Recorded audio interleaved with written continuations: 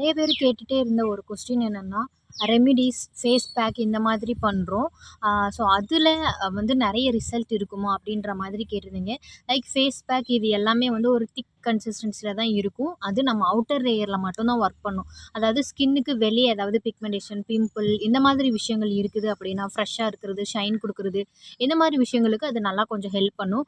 But உங்களுக்கு வந்து serum, டோனர்லாம் depth உள்ளே இறங்கி நம்மளோட ஸ்கின்னே வந்துட்டு நிறைய லேயரில் இருக்குது. ஸோ உள்ளே இறங்கி அது ஒர்க் பண்ணும்போது தற்போதைக்கு உங்களுக்கு என்ன ஷைனிங்காக இருக்கணுமோ, பிரைட்டிங்காக இருக்கணுமோ அப்படி இல்லாமல் ப்ராப்பரான ஸ்கின் கேரில் நீங்கள் டோனர், சீரம், மாய்ஸ்சரைசர் இதை கொண்டு வரும்போது உங்களோட ஸ்கின் எப்பயுமே பார்க்குறதுக்கு யங்காக, மாய்ஸ்சரைசராக, டோன் வந்து கொஞ்சம் நல்லா ஒரு டார்க்காக இருக்கிறீங்க அப்படின்னா ஒரு 2-3 ஷேட் வந்து லைட் ஆகுறது, இந்த மாதிரி வந்து ஹெல்ப் பண்ணும். ஸோ இதுக்கு ஃபேஸ் பேக்குன்றது வந்து உள்ளே இறங்கி டெப்த்தில் இறங்கி ஒர்க் பண்ணுமானா கண்டிப்பாக no.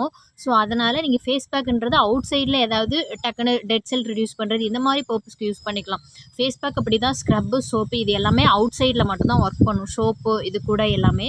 But serum, toner, moisturiser, gel எல்லாமே கொஞ்சம் டெப்த்தில் இறங்கி ஒர்க் பண்ணுறதுனால பெட்டர் ரிசல்ட் இருக்கும். ஸோ உங்கள் ஸ்கின் கேரில் கண்டிப்பாக வந்து சீரம், டோனர், மாய்ஸ்சரைசர், ஜெல்ஸ் இது எல்லாமே இன்க்ளூட் பண்ணிக்கோங்க உங்களோட ஸ்கின் டைப்புக்கு ஏற்ற மாதிரி.